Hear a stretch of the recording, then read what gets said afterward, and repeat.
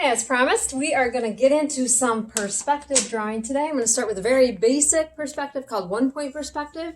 You may have done this in 5th or 6th grade, so it might be a review, but that's okay because it's been a while.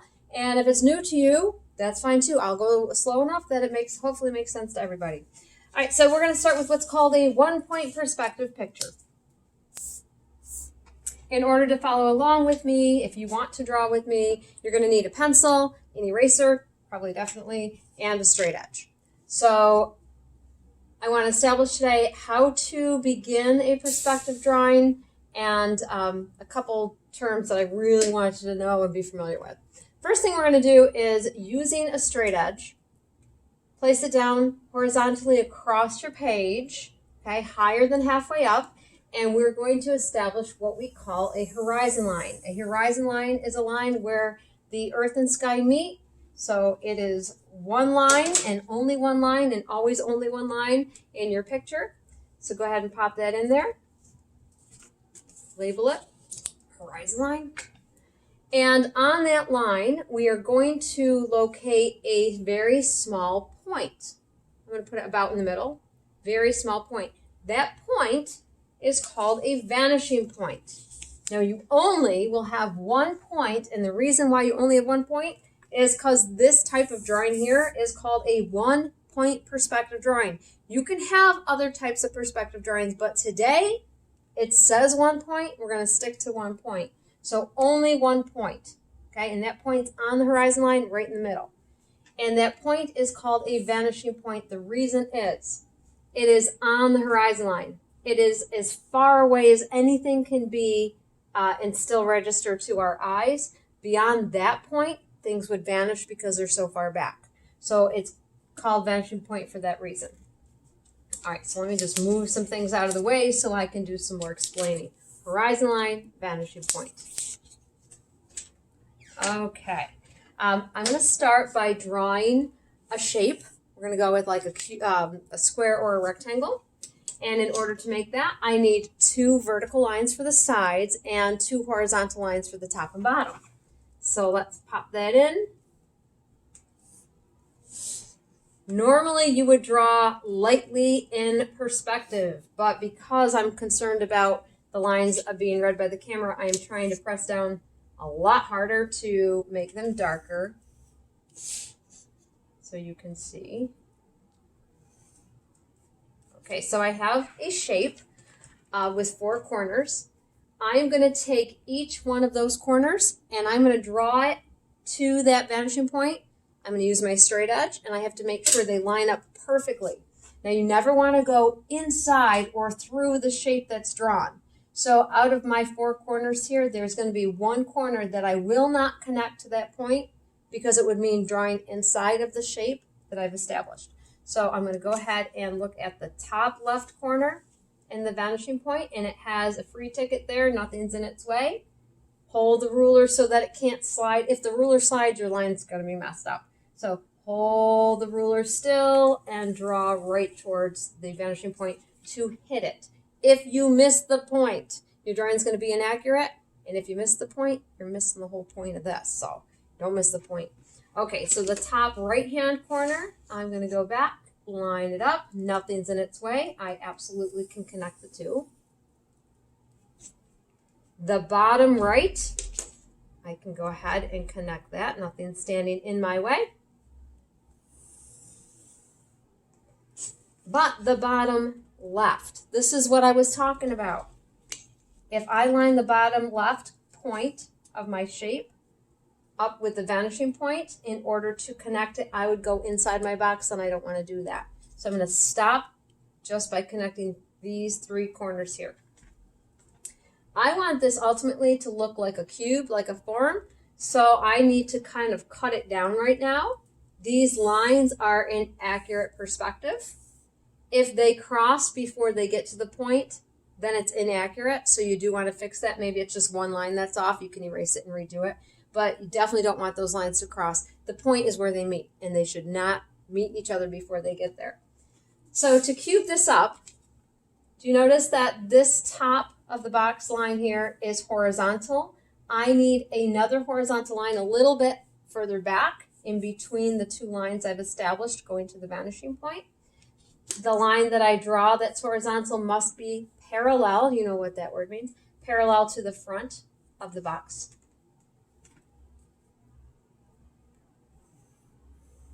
Okay. And then you notice this vertical line that comes down. A vertical line gives an object its height. So I need a vertical line that comes back down in the further, the distance there. Notice this. From the front of the box coming across and then coming down, there is a 90-degree angle there in that corner. I also need to establish the 90-degree angle further back. As we draw in perspective, sometimes you go to put a vertical line in back here, and these lines mess with your eyes a little bit. So it's easy to draw something that's not accurate. You have to pay attention. This is a vertical line coming down, and I know that because I have a 90-degree angle that's been established back in the back, just like in the front. Okay, so this is actually the front of the box. This is the top of the box, and this is the side of the box. I say box, I should say cube, I guess. Once you've drawn the form you want to draw in perspective, you might want to get rid of the lines, the lines that travel to the vanishing point. Just erase them if you don't need them anymore, which is exactly why you want to draw lightly in perspective, because if you draw with a dark line, it's more difficult to erase that line completely, and your work in the end might not look as clean as you'd like it to look. Okay, so light before it's right. You can always darken a line. It's just a lot easier to darken something than to lighten it. All right, so I see the top of this box. That's because my eyes are higher up than the boxes. This is below my eye level. So if something's below your eye level, you see the top of it. This has a term. This is called a bird's eye view, okay? Or it could be called an aerial view. Basically, that just means that something is beneath your eye level. You can see the top of it. Think about a bird. A bird is high in the sky, flying around, looking down on tops of trees and houses and cars and people and animals and just about everything that's down on the earth. So it's higher up.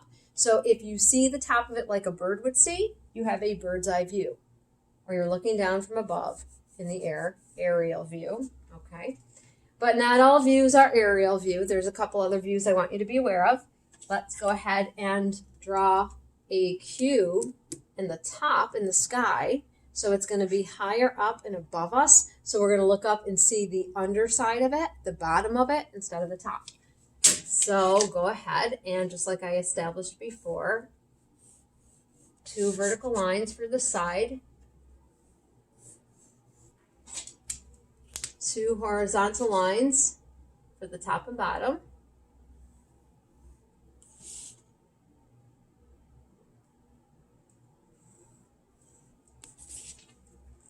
And then just like I did before, I'm going to take each of those 4 corners and line it up with that vanishing point. I am not adding a new point for this new cube. I'm using the same point. I could draw hundreds of boxes and cubes on this paper, and each shape that I take and transform it into a cube, I'm using only this one vanishing point, okay? So this point gets used as often as it's needed. I never add more points. Stick to the one point. So I'm going to check the 4 corners of this new shape. Can I draw to the vanishing point without anything getting in my way? Let's see. Bottom left, I can. Bottom right, I can. Top right. I'm going to block the view here, sorry. Top right, I can. But the top left, I cannot, because it would mean going inside that shape, which I don't want to do. So this now is the front of my new soon-to-be cube. This will be the side, and this will be the bottom. In order for you to see the side and the bottom, I have to kind of cut it down, just like I did down here. So in this case, I need a vertical line that's parallel a little further back. So a new vertical line parallel to the first one.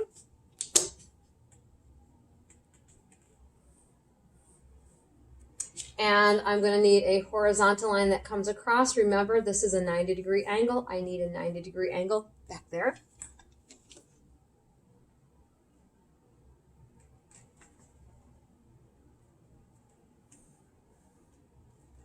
To create a cube. And then I can go ahead and erase the extra lines that are no longer needed. They've done their job. Done with you. Okay, so here you see the underside, you see the bottom, which in this case, this is not an aerial view or a bird's eye view. This one is called a worm's eye view or ground level view, which means that you're really low to the ground, okay? Because if you're really low to the ground, you can't go much lower than that. Almost everything you see is higher than you are, so it's above you, and you're going to see the underside of it. The only thing that bothers me about this is I didn't think worms had eyes. I don't know. I didn't think they did. Maybe there's some worms someplace that have an eye or two. Probably dissected them in 7th grade. Okay, the last view that I want you to know about is called eye level view. And if something's at your eye level, it's even with your eyes, which means it's not above your eyes, it's not below your eyes. You can't see the underside of it, you can't see the top of it. It's even with your eyes. And the horizon line actually is at your eye level. So if you have an object that sits on the horizon line, kind of crosses above and below it, that is an object that is at your eye level. Let me show you what it looks like. Jump on this side. All right, so I have vertical line and a vertical line. And a horizontal line for the bottom, a horizontal line for the top. I would definitely need to erase the horizon line inside my shape because you would not see that inside the shape. And then just like I did with the others, I'm taking the 4 corners. If nothing's in its way, and it doesn't mean going through the shape itself, I can connect it to the vanishing point. If I look at the bottom right-hand side, I can't connect that because it would go through the box. The top right-hand side, same thing. But the bottom left, I can go ahead and draw. And the top left, I can go ahead and draw. And now I see the front of what will be my cube, but I just have to cut it up by putting a vertical line that's parallel with the line already established. This is going to be the side of the box. I'm going to erase the horizon line inside there and erase the lines I no longer need. So this view here is sitting on the horizon line, which means it is at my eye level. Okay, so just to recap here, this is a 1-point perspective drawing. You have one vanishing point you use. No matter what you're drawing on the paper, you're only using that 1 point. You never add any more points to it. If you can see the top of an object, you are above it. It's below your eye level. You have an aerial view or a bird's eye view. If you can see the bottom, that's because it's higher than your eye level. You're underneath that.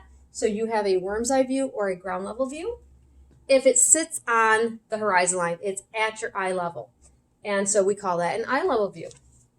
That little tiny point is called your vanishing point. In this case, we only have one. You can have more than one if it's not a 1-point perspective picture. And the line that separates the earth from the sky, remember, was your horizon line. These are the terms I want you to be aware of today. We're going to do a little activity next where we draw something in 1-point perspective that should be fun. But I just need you to get an understanding of these terms, and we'll go from there. Okay, have a good day.